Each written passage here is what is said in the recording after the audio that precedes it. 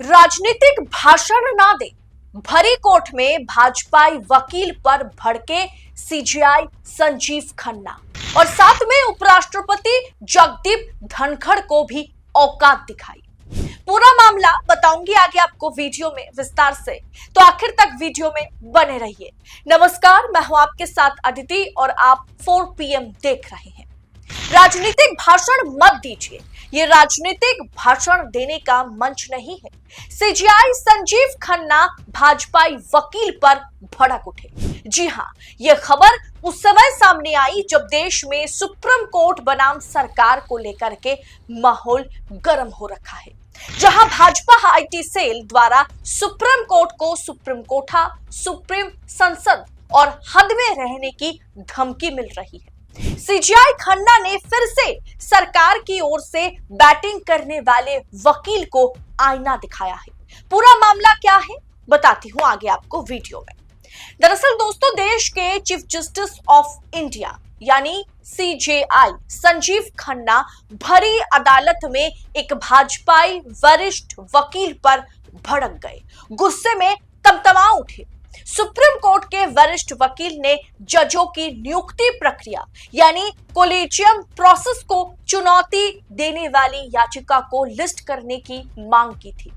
इसी को लेकर के वो अपना तर्क भरी अदालत में रख रहे थे। सुप्रीम कोर्ट के वरिष्ठ वकील Matthew Nedumpara chief justice of India के सामने 2022 में दायर एक रिट याचिका का जिक्र कर रहे थे, जिसमें न्यायाधीशों की नियुक्ति के लिए कोलेजियम प्रोसेस को खत्म करके राष्ट्रीय न्यायिक नियुक्ति आयोग NJAC national judicial appointments commission के जरिए जजों की नियुक्ति करने की मांग की गई थी।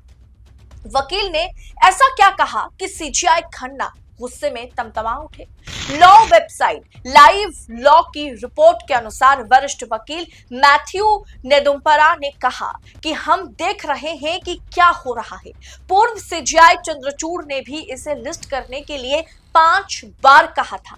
NJAC की जरूरत है और इसे आना चाहिए। उपराष्ट्रपति ने भी यही कहा है। इस देश के लोग भी इसकी मांग कर रहे हैं, हम भी इसकी मांग करते हैं और ये देश की जरूरत है।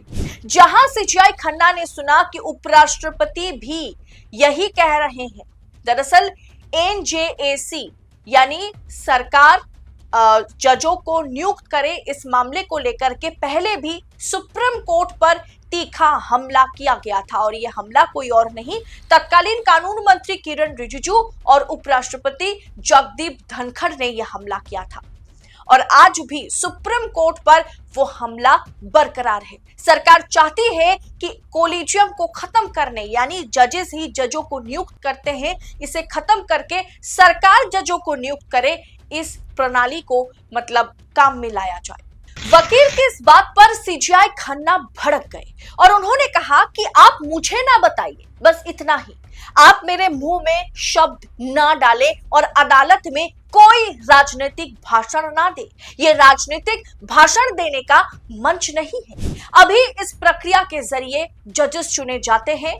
कोलेजियम मतलब जजेस ही जजेस को चुनते हैं और NJAC लागू होने से सरकार जजों को चुनेगी। दोस्तों, दोनों में फर्क क्या है जिसे लेकर के सीजेआई खन्ना भड़क गए। सीजेआई खन्ना ने कहा कि आप यहाँ पर ज्यादा ज्ञान मत दीजिए, हमें मत सिखाइए कि हमें क्या करना है। ये कोई राजनीतिक भाषण देने का सुप्रीम कोर्ट मंच नहीं है। राजनीतिक भाषण देना है अब बाहर दीजिए, भरी कोर्ट में नहीं। दरअसल दोस्तों, ये NJAC और कोलेजियम को लेकर के बवाल बहुत समय पहले का है और इसमें फर्क क्या है वो एक बार देख लीजिए। पहला फर्क यह है कि कोलेजियम में सीजेआई समेत सुप्रीम कोर्ट के 5 वरिष्ठ जज होते हैं जो नियुक्ति, स्थानांतरण यानी कि ट्रांसफर और प्रमोशन पर फैसला लेते हैं। NJAC में 6 सदस्यों को शामिल करने का प्रस्ताव है, जिसमें चीफ जस्टिस समेत 3 जजों को शामिल किया जाएगा और 3 लोग जो है वो बाहर से होंगे, जो सरकार के पक्ष से होंगे। दूसरा, कोलेजियम में जजों की नियुक्ति प्रक्रिया में सरकार की कोई भूमिका नहीं होती है, जबकि NJAC लागू होने पर जजों के नाम फाइनल करने की प्रक्रिया में सरकार ही मुख्य भूमिका में नजर आएगी। तीसरा, कोलेजियम में कई बार सहमति नहीं बनने पर 3:2 से नाम फाइनल किए जाते हैं। एनजेएसी में चीफ जस्टिस को ही वोट देने का अधिकार नहीं दिया जाएगा, वो बस पैनल का हिस्सा होंगे।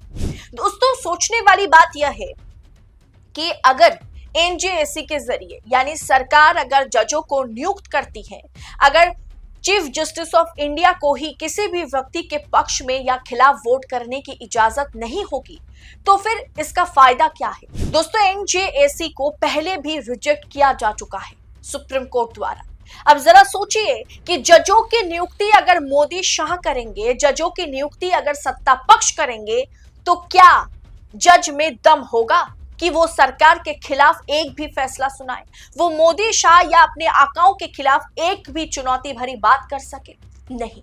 और इसीलिए जजों की नियुक्ति निष्पक्ष होनी चाहिए। ये बात भी सही है कि जजेस ही जजेस को चुनते हैं। यहाँ पर आप कह सकते हैं कि परिवारवाद या आपसी तालमेल अगर अच्छा है तो उन जजों को प्रमोट किया जाता है, उनकी ट्रांसफर सही तरीके से की जाती है, उन्हें नियुक्त भी सही तरीके से किया जाता है।